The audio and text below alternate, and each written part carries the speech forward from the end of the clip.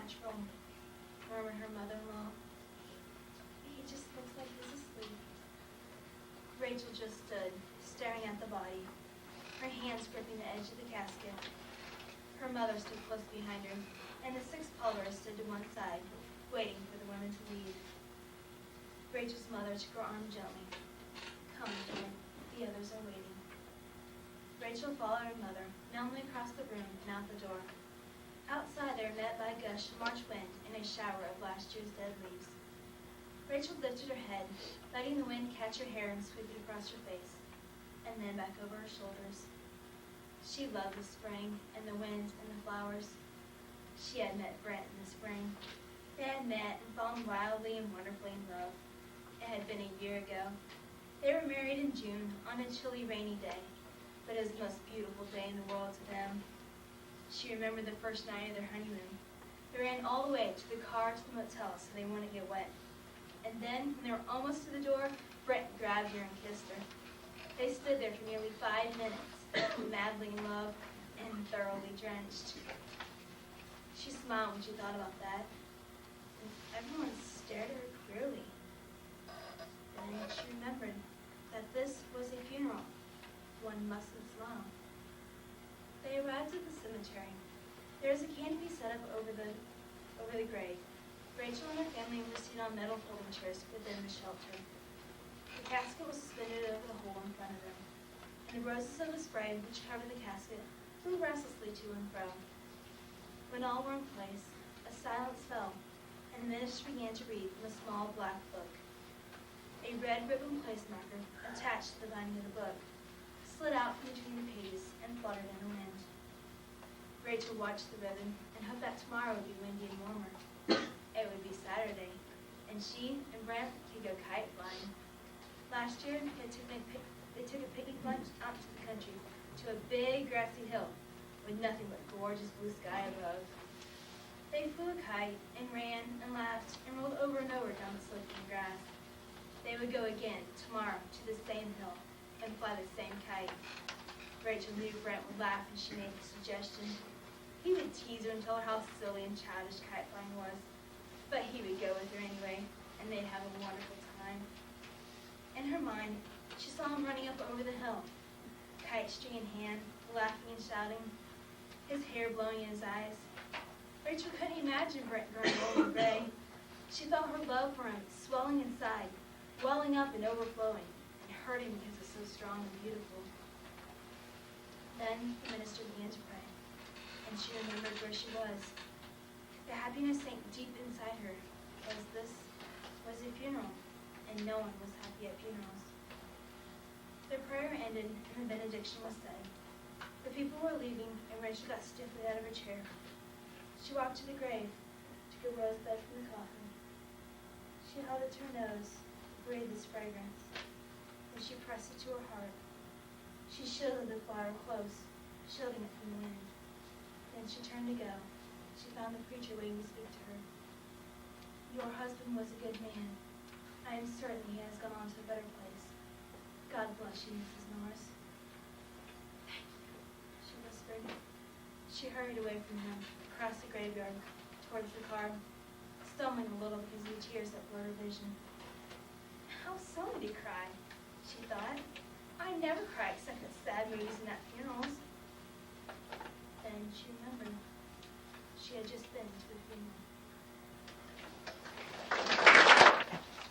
What they don't understand about birthdays, and what they never tell you, is that when you're 11, you're also 11, 10, 9, 8, 7, 6, 5, 4, 3, 2, and 1. And when you wake up on your 11th birthday, you expect to feel 11, but you don't.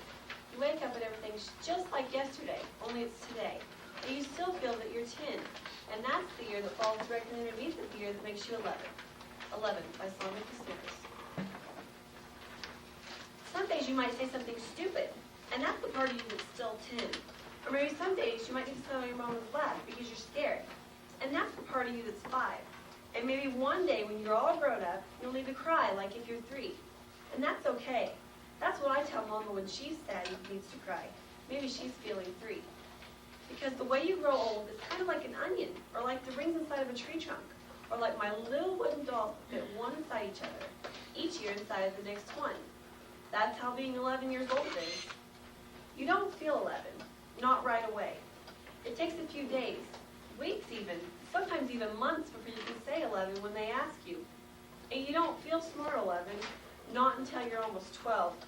That's the way it is. Only today, I wish I didn't have 11 years rattling in me like pennies in a tin Band-Aid box. Today I wish I was 102 instead of 11, because if I was 102, I'd have known what to say when Miss Price put the red sweater on my desk. I would have known to tell her that it wasn't mine, instead of just sitting there with that look on my face and nothing coming out of my mouth. Whose is this? Miss Price said as she holds the red sweater up for the class to see. Whose? It's been sitting in the coat room for a month. Not mine, everybody says. Not me. It has to belong to somebody, but nobody can remember. It's an ugly sweater with red plastic buttons and a collar and sleeves all stretched out like you could use it for a jump rope. It's maybe 1,000 years old, and even if it belonged to me, I wouldn't say so. Maybe because I'm skinny. Maybe because she doesn't like me. That stupid Sylvia Salvador says, I think it belongs to Rachel. An ugly sweater like that, all raggedy and old? But Miss Price believes her. Miss Price takes the red sweater and puts it on my desk right away. But when I open my mouth, nothing comes out. You're not mine, I finally say in a little voice that was maybe when I was 4. Of course it's yours. I remember you wearing it once. Because she's older and the teacher, she's right and I'm not. Not mine, not mine. But Miss Price is already turning to page 32 in math problem 4. I don't know why, but all of a sudden I'm feeling sick inside, like the part of me that's 3 wants to come out of my eyes. Only I squeeze them shut tight and bite down hard on my teeth and try to remember that today I'm 11. Mom is making a cake for me tonight, and when Papa comes home from work, everybody will sing happy birthday to you. But when that sick feeling goes away and I open my eyes, the red sweater's still sitting there like a big red mountain. I move my pencil and books and eraser as far away from it as possible. I even move my chair a little to the right. Not mine, not mine. In my head I'm thinking, how long until lunchtime? How long till I can take the red sweater and throw it over the schoolyard fence? Or leave it hanging on a parking meter? Or bunch it up into a little ball and toss it in the alley? Except when math period ends, Miss Price says loud, and in front of everybody, now Rachel, that's enough. Because she sees that I've shoved the red sweater to the tippy-tip corner of my desk, and it's hanging all over the edge like a big red waterfall. But I don't care. Rachel, you put that sweater on right now and no more nonsense. But it's not now.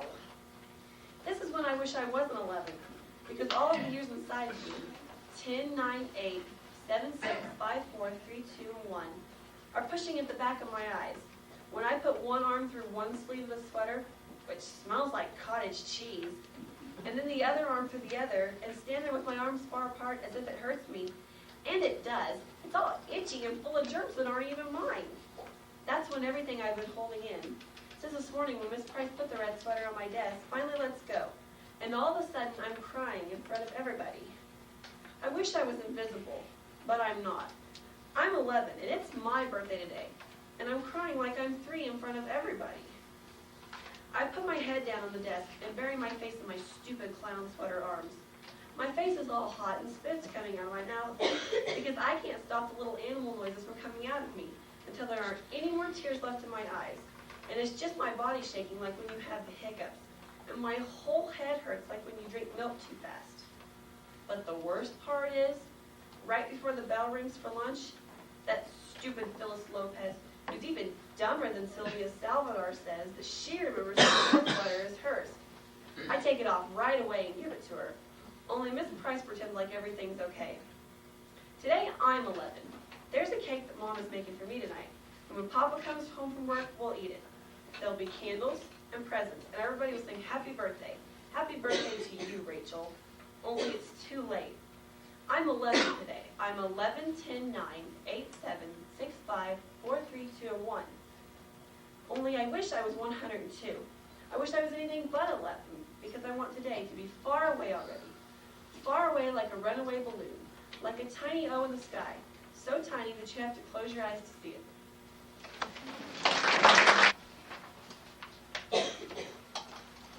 Can you name the last 5 Super Bowl winners?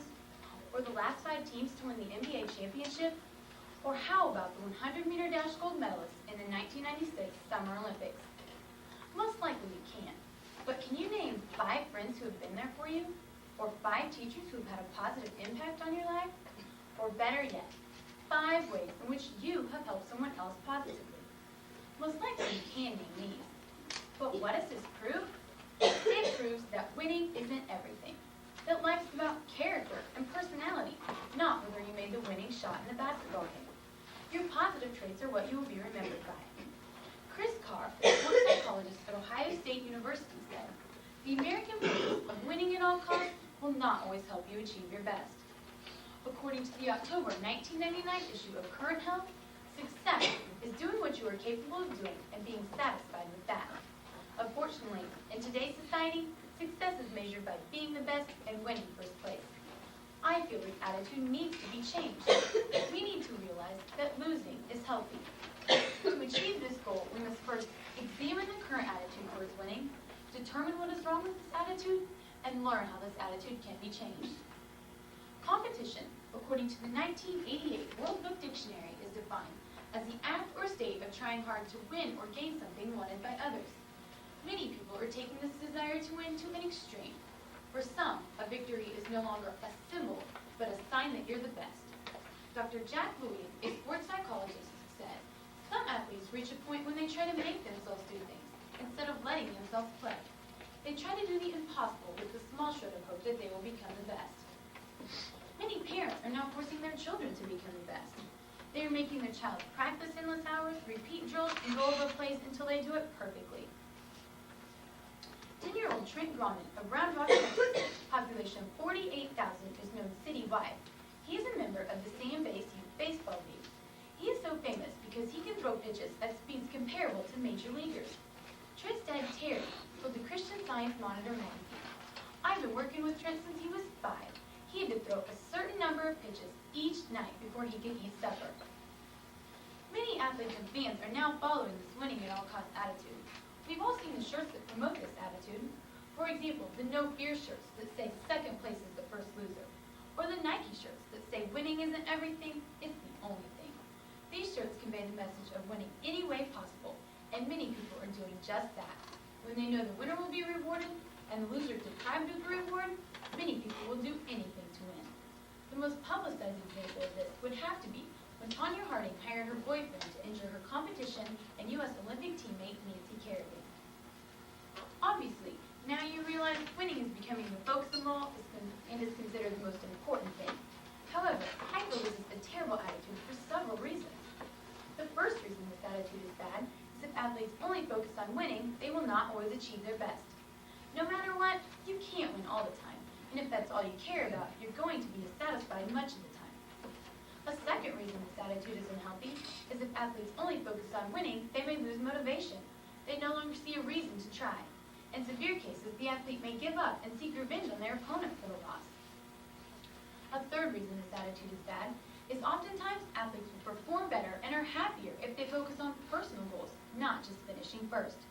If you did your best, then you know you did everything you could, whether you won or lost. A fourth reason this attitude is bad is if children only focus on winning, they never learn how to lose. If children don't learn to lose, they may quit sports because they cannot deal with making a mistake. Sometimes this attitude may carry over into everyday life. According to the March 1999 issue of Our Children, some kids who don't learn to lose may develop emotional problems where they never feel like they are good enough. However, for those children who learn to lose, they will be better suited for the wins and losses later on in life. A final reason this win-at-all-costs attitude is unhealthy is if children are forced to play or pushed too hard by their parents or another adult, they may feel like a failure if they do not succeed. Trent Grauman, the baseball star I referred to earlier, said, "When I throw a bad pitch, I feel like I'm letting my dad down. I wonder if he's disappointed in me." If children rely too much on their parents or another adult, they may become dependent or have low self-esteem. The child may feel like they are not good enough to decide what they really want, and this can cause bad leadership skills in kids. Winning at all costs is the wrong